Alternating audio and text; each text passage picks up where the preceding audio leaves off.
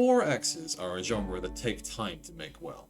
Playing Humankind right now feels in a sense like a beta, and that's normal both for Amplitude games and 4Xs in general. In particular, one of the things that needs work, that always needs work, is the AI. It takes a long time to build a good AI, and Amplitude has always struggled with that. That's actually one area where Civ 6 really impressed me.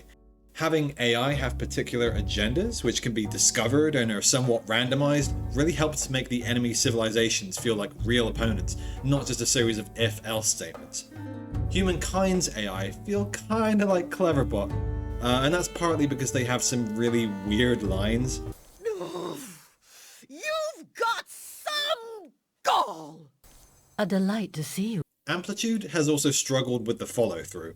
I was one of those people who was overjoyed when Endless Legend was set to receive more DLC, but well, I won't go into that because I already did. I wrote a long Steam review, which is still the top-rated review for Inferno. Yes, give me all your Steam points. Endless Space 2 had incredible potential, with some systems that were begging to be fleshed out and reiterated, but none of them ever got that treatment.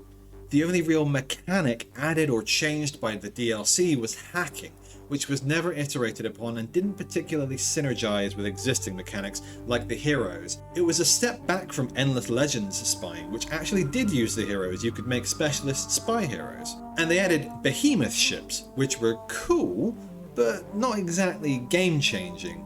The last DLC for Endless Legend 2 kind of added a new mechanic in the form of academy changes, but the less said about that, the better. Just like Endless Legend's final 2 DLCs, this DLC was farmed out to a different studio, NGD Studios, and is one of those rare DLCs where you pay to make the game worse.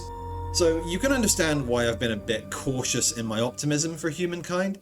I've been an Amplitude fan since Endless Space, but it kind of been on a bit of a downward trajectory when it comes to supporting their games. All that said, Humankind right now?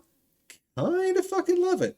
I love the ideas, I love the systems. Amplitude is one of the most ambitious and clever studios when it comes to cool ideas. But moving forward, the creatives in charge at Amplitude need to realize that a game needs to be more than an outlet for these awesome new ideas you came up with.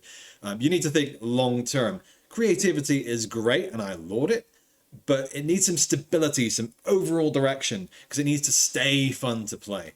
Each expansion should build on the systems already in place to make them better. They shouldn't be tacked on additions that just stand on their own. Now, I know it's easier to sell a fancy new system like hacking or dust eclipses than it is to sell general improvements, but take it from your Sega step-sibling, Creative Assembly. If you've built goodwill with your customers by coming back to give mechanics total reworks free of charge and they're loving your game, then they'll be happy to buy your DLCs even if they're kind of low on content. You give us, we give you.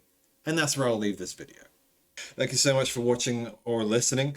I'm Greg, this has been Egregious Games. If you like this video, please give me a like or a subscribe, or both, you know, go crazy, go all out there, man. Leave a comment as well.